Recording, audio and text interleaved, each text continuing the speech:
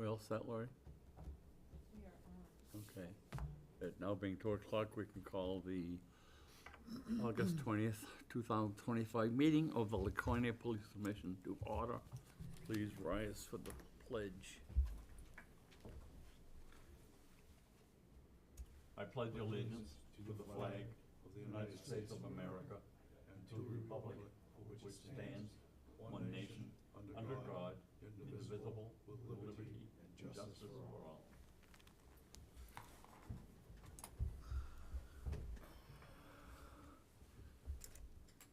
Let the minutes show that recording secretary, executive assistant Lori Marsh is at the table. Roll call. Commissioner Davis? Here. Commissioner Mello? Here. Commissioner Whittem is here. We have quorum. I'd like to recognize Chief Canfield sitting at the table. We have a quorum, and we will then proceed with the agenda. Personnel matters, accommodations and awards. Chief Canfield? Nothing under that category. Okay. Promotions and classification changes. Chief Canfield? Nothing under that category as well. The question, the letter from a retiring officer from GO, he's going to be a big loss. How do you plan to fill that position? So I did receive a resignation letter from Detective Stephen Orton. He's a 26-year Laconia police officer with previous experience in Massachusetts prior to coming to New Hampshire. He runs he is the Laconia side of the Prevention Enforcement Treatment Program. So he has been doing that as of the last probably 3 years or so, working in conjunction with Detective Eric Adams, who is currently teaching it statewide through the Attorney General's office. At the moment, we look to supplement his primary duties with Eric Adams covering those primary duties, and then we'll look to backfill that in the future. He's going to be a big loss to the department. He absolutely will. Amen. Command staff reports. Support Division, Chief Canfield. Don't have a whole lot for support this month. They are working through the bid process for the new cars that were approved with the budget for the capital improvement program. They're aligning the firearms training and fall firearms training schedule for the fall. Detectives have been extremely busy with several very significant cases. As you saw yesterday, we concluded an 11-month investigation into illegal firearms and narcotics trafficking, which was a very involved case at 24 Beaman Street. We conducted the search and arrest warrants early yesterday morning, with the assistance of 2 separate SWAT teams. 2 people were taken into custody from that operation.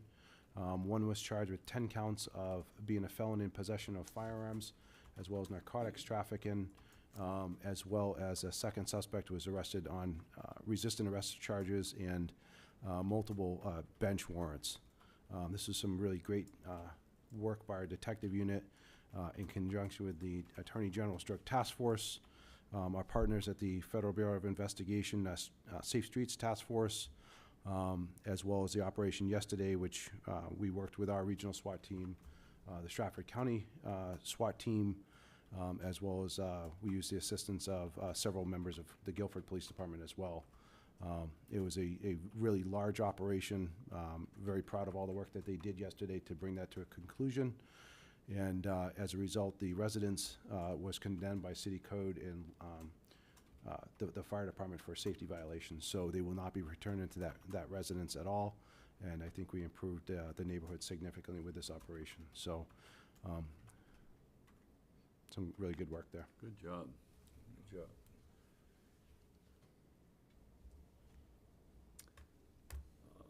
Orders and bulletins. So there's a general order for the New Hampshire TERT, which is a Tactical Emergency Response Team Mobile Command Rally. This is something that dispatcher Amanda Mountford is a member of. This organization can provide assistance to other dispatch centers throughout the state in the event of a large natural disaster or other disaster where we could deploy her to other agencies if they needed the assistance, emergency assistance in their dispatch center. This is an annual rally that is taking place at Gunstock Mountain Resort on September 19th. So she was approved to attend that.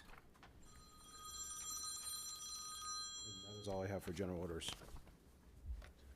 You know, the new building's going up on Meredith Center Road. Is that only 911 center there, going there? It's combined 911 center and the Lakes Region Mutual Fire Aid. Okay. The state 911 system is statewide. All right. There are two centers, one located in Concord, one located in Laconia. Currently, it's on the state school property. That's being relocated there, as well as fire dispatch, which is a regional dispatch center covering, I think it's about 33 different communities for fire dispatching. Fire dispatch is still in the same building, though the 911 is, though, right, on that? Yes, they're both currently co-housed on the state school property, Yep. and they'll both move over to across from Robbie Mills on Meredith Center I Road. mean, just the one building, it looks like they were putting up maybe it's a temporary building. Yeah, I think there's gonna be a couple different buildings. Two? I just went by it yesterday, so just curious. Operations Division, Chief Canfield. So they've been working hard in operations. The fall patrol bid scheduling is out and is now complete. We're starting a new initiative with liaison officers, so sometimes there are quality of life issues that develop in different neighborhoods. Not something that's necessarily actionable by making immediate arrests or citations or something of the fact, but still a quality of life for the neighborhood. We've had a couple squatter houses, basically. We had one on Harvard Street, then it moved to Brigham Street. We're dealing with another one as of late. They're a little complex when you look at enforcing the law, where it's a combination of it. So what we're looking to do with those is assign a liaison officer to those problem areas, and then they can be the contact for those neighbors and a conduit for funneling information both ways, working to find resolutions, and if there's ways we can take enforcement action at any point. So that's a new initiative. Two of our officers just completed the 6-week in-house police academy, so they have moved into the field training phase of the training program. They'll be there until January when they attend the New Hampshire Police Academy in January for 16 weeks. Both of these are experienced individuals, and I've been impressed with what I've seen so far and really welcome them to our department. We're also working with Holy Trinity School. They're implementing a program through the diocese for all their Catholic schools. As you know, we have one Catholic school here in Laconia, Holy Trinity. They're implementing an emergency alert system called EJIX. This is an alert system if they go into a lockdown mode, or God forbid there's an active shooter event or something like that. They can activate this alert system, and it notifies all their staff members all at the same time, as well as our command staff as well. So I was impressed with the system, but we'll be working with their administration to get that fully implemented, so we'll be part of that before the school year starts, and there's no cost to that to the city of Laconia to participate. I was pretty impressive with that, one of those new officers coming on, that he was in the Army there, and he was with the bomb squad and everything else. Yes, they were both very, very good applicants and very impressive resumes prior to coming to Laconia, and both of them are committed to staying in Laconia, working here, and they love the community, so. Plus, he had to rub it in, he had went to an Air Force base one time. So you're down to 3 openings now? We currently have 3 openings. We had one of those applicants had gone through the background phase. He was a certified officer from Arizona. Unfortunately, he withdrew because he couldn't sell his house out there, and we delayed his hiring date by a month, but he felt that he wasn't going to be able to meet it, so that him and his wife decided that they were going to stay in Arizona instead of moving. So that was a disappointment, but we do have 2 people in the background process right now that we are undergoing the background process. So hopefully, if they're successful in that, We'll be looking to present those to the commission at a later time. Questions? Moving on to commission action. You've all received copies of the July 24th meeting minutes. I'll entertain a motion to accept them. Make a motion that we accept the minutes of the last meeting. Is there a second? Second? All in favor? Aye. Aye. Motion made by Commissioner Mello, was seconded by Commissioner Davis. It passes unanimously. The meeting minutes of July 24th are accepted as distributed. Chief, I have a question. The bid process, how does that work? So currently, it is my understanding that there is a state bid for police cruisers normally. My understanding is that there is that process has expired, so it'll have to go out to bid. So we'll be working with the city finance office to put it out there for any dealership to bid on the new police cars with the specifications of what was included in those police package. So that's generally a state bid There generally is, yes, as opposed to, okay. correct.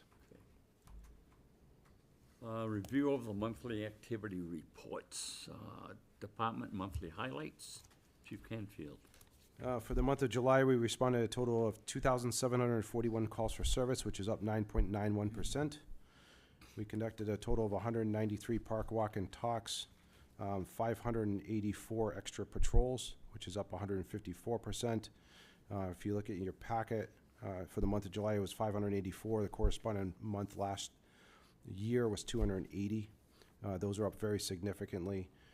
We have, since springtime, we've been doing high visibility walk-in patrols in the entire downtown area, as well as high visibility mountain bike patrols on the Wild Trail and downtown.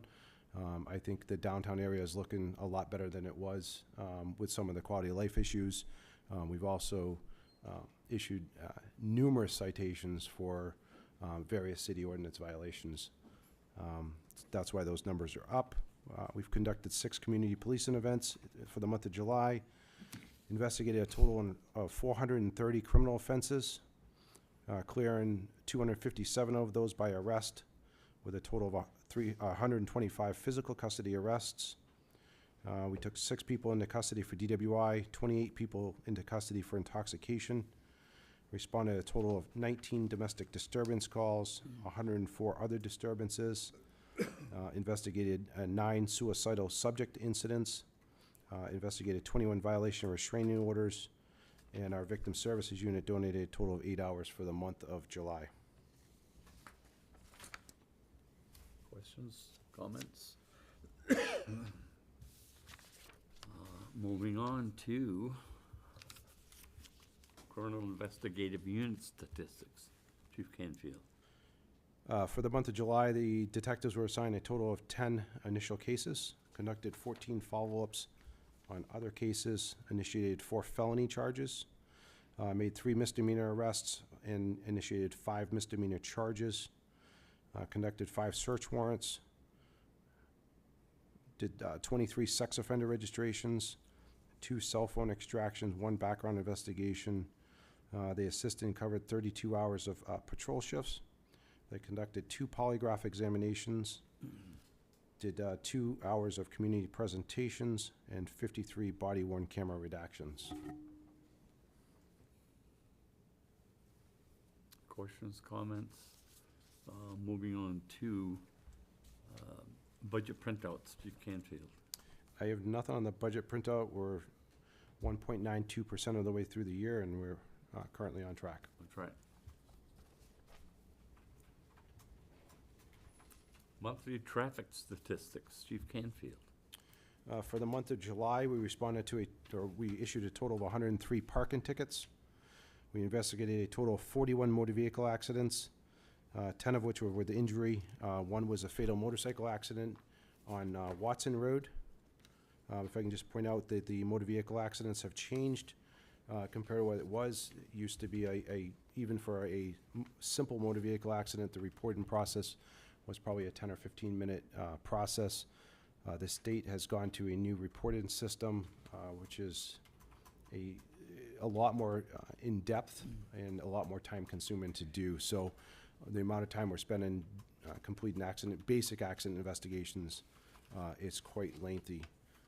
That obviously doesn't include the serious injury accidents or the fatals, which take many hours to complete.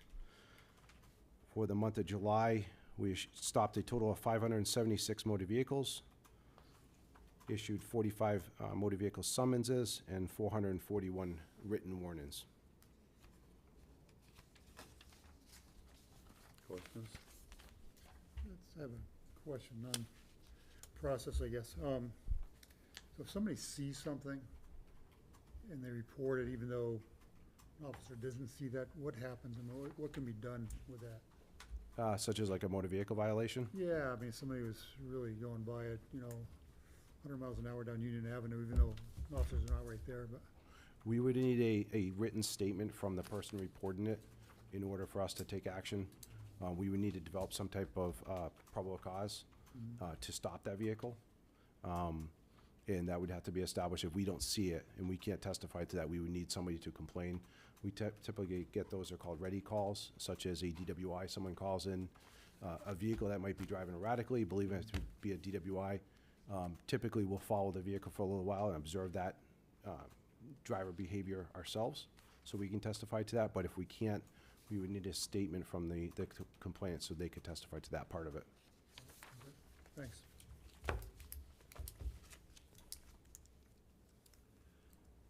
Monthly fleet report, Chief Canfield. Like I stated previously, the 4 new cars are in the process of being bid out, and they'll be moving to replace to our fleet at some point once the bid process is awarded. How do you determine which vehicles would be replaced? The support division does a rotational based on age and mileage, and then the older cars are weeded out.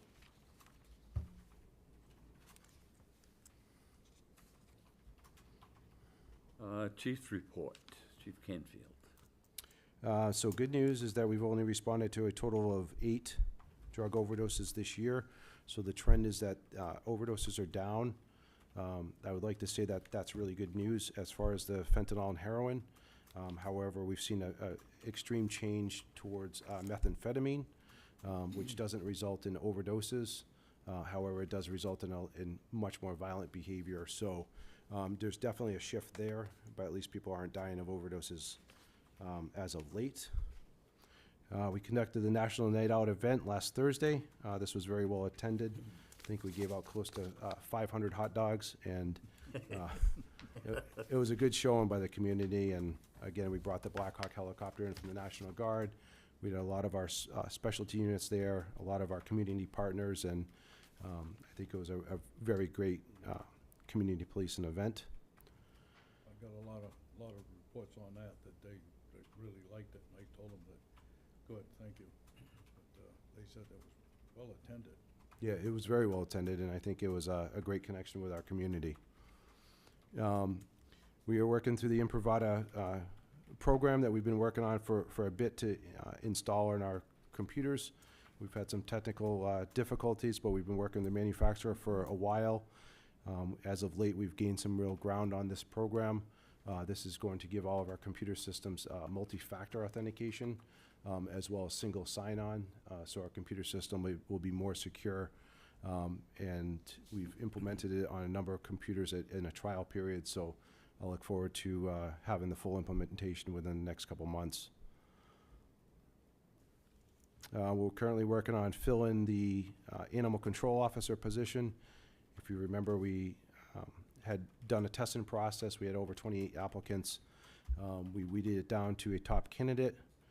Unfortunately, the top 2 candidates were not a proper fit through the background investigation, so we are looking to initiate that process again and conduct more interviews. I participated in the IACP Terrorism Committee that I belong to. This is an online Zoom meeting with all partners that belong to the Terrorism Committee, so we got some great work on that committee as well. This Thursday, tomorrow, the 21st, is the annual City Employee Summer Appreciation Barbecue that will be held at O-Pee-Chee Cove. So look forward to welcoming the commission to attend that. That'll be at noontime tomorrow. Lastly, I just want to point out, you have the statistics from the Spider Tech program.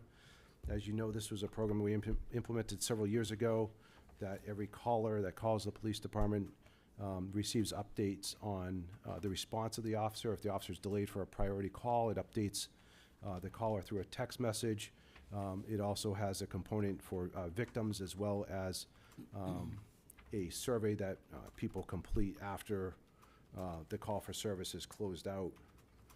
So for the month of July, we sent out a total of 1,748 text messages, which was up 14.8%.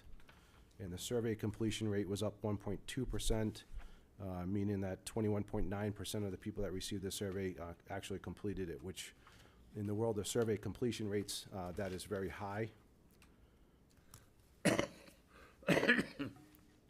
I just want to point out on the third page,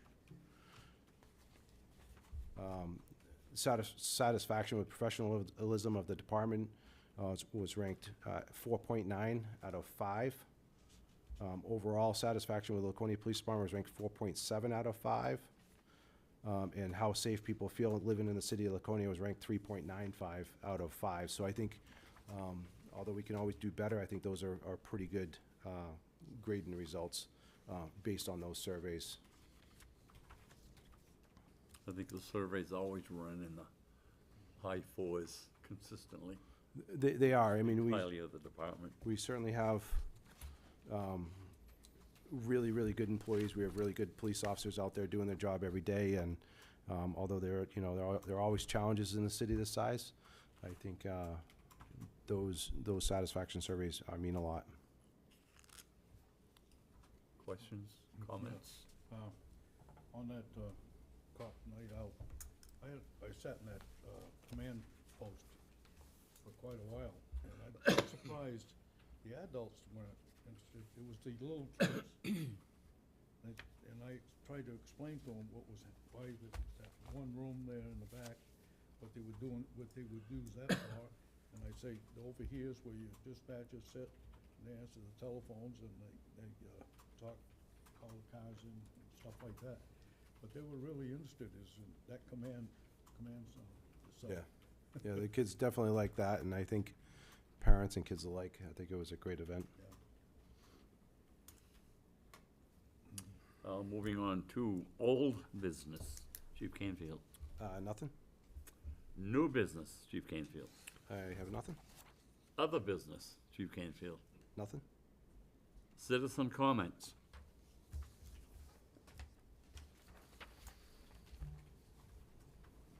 Well, first of all, I'd like to complain, all I got was a glass or a bottle of water at the, nobody offered me any hot dogs. So you can imagine what my citizen survey is gonna say. you want it now? No, I don't even like hot dogs, to be honest with you. I came to thank you and the chief for the effort that's being made in Rotary Park. I know the balance of the council feels the same way. This is an important thing that needs to be done. And it's, I think, substantially improved over what it was. We still have a ways to go, but at least we're making a lot of progress. The other thing I would say to you is, I hope, the chief and I have talked, we've all seen the real-time program. I hope you don't let that slide. I hope we keep pushing hard. As long as I'm on the council, I'll be as strong a supporter as you can get, because I think it's something that will dramatically impact that overall satisfaction and people feeling safe in the city if we can respond more quickly to potential problems. So anyway, I'm prattling here. I hope the commission particularly supports wholeheartedly that project, and I want to thank the chief for bringing it up. We'll be the second city in the state. Correct, yes. We'll be the second city in the state, and I think that's impressive too. You may have seen Derry just finished their state accreditation. accreditation goes back to the days when I was here. And Kalia, which at the time was just California, was starting to bleed out over the country. Laconia, as you all know, has passed the Kalia requirements. And that's impressive, and I want to thank you all for that. I really do. I know I'm rambling on here, but I got time. We don't meet till 3 o'clock here. I can say anything I want. Anyway, thank you all. I mean this sincerely. Thank you for what you've done. Thank him for an above, I wished I could say I did better than him, but I didn't. In fact, I don't come close. He's doing an amazing job. Thank you all. Thank you. Thank you. I have a question, Chief, about the accreditation piece. How does, so I just read it in the paper about the state accreditation. How does that interface with CLIA? Are they totally separate processes? Or? It doesn't. CLIA is over 500 standards that must be met on a continual basis. CLIA is made up of a commission of 21 different commissioners, comprised of a cut-through of educated college professors or lawyers. There's a component of law enforcement, but it's an international accreditation. The standards are much higher. The state accreditation process is 100 standards, and these standards are state-specific, whereas CLIA is over 500 in their international standards. So not taken away from state accreditation at all, because it is better than not having accreditation, but CLIA is is the highest standard that you can get in law enforcement accreditation. Certainly it's a extreme amount of work. We get audited every fall, and they will pull any one of approximately 100 to 125 different standards out of those over 500 standards, and it's a random evaluation of where we're at, and if we're meeting those standards, we're meeting those policies. And every fourth year, there's an on-site visit where they examine all of our standards, as well as interviews on site, as well as tours of the police station, and to ensure that we're meeting those standards. So I'd say that the standards are much higher than the state accreditation level. Do they overlap, though? I mean, there must be some overlap with some of the standards, or are they I totally? Yes, I think some of them are. You know, I have 100, you probably hit some of the bigger ones. Yeah. I know that the standards are not developed by CLIA.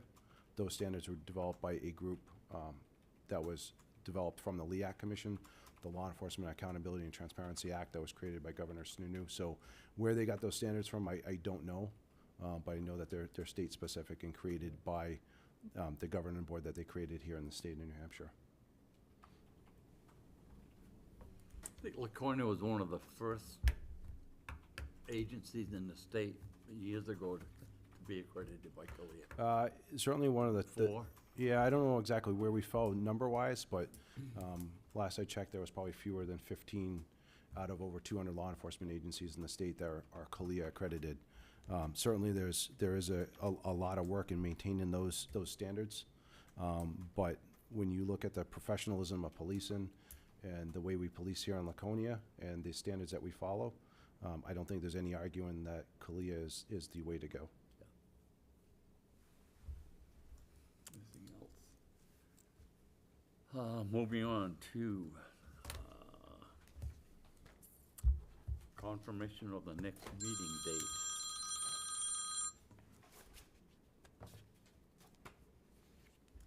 This is in September 17th, is that? I will not be here that week, so. Shall we move it to?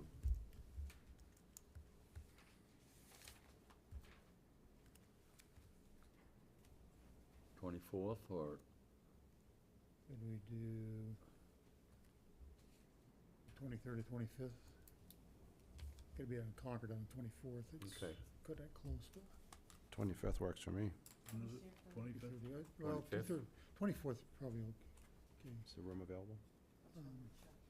Which day am I looking at? 25th. Oh, the 25th then? Okay. I think he just. 24th would probably work. I think that would. 24th? We gotta be 24th? done at Concord at 3:30, so. you know, Okay. if I can get out of here. Allow myself 45 minutes, that'd be fine. September 24th? There's nothing planned September 24th. Yeah, 24th, so at 2? 2 Could o'clock. do 1:30? Works for me. I don't know, just, I mean, you don't have to change the schedule for me, but just, if you could do 1:30, it'd be great. 1:30? 1:30. 1:30 works for me. 30? 1:30? Perfect.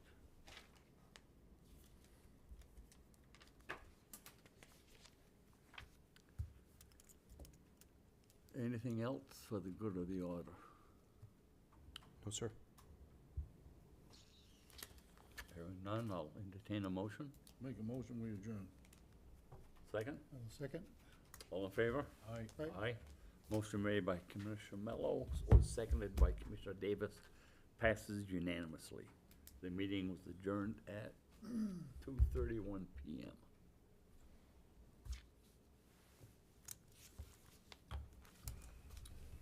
Sounds good. Doing your water skiing?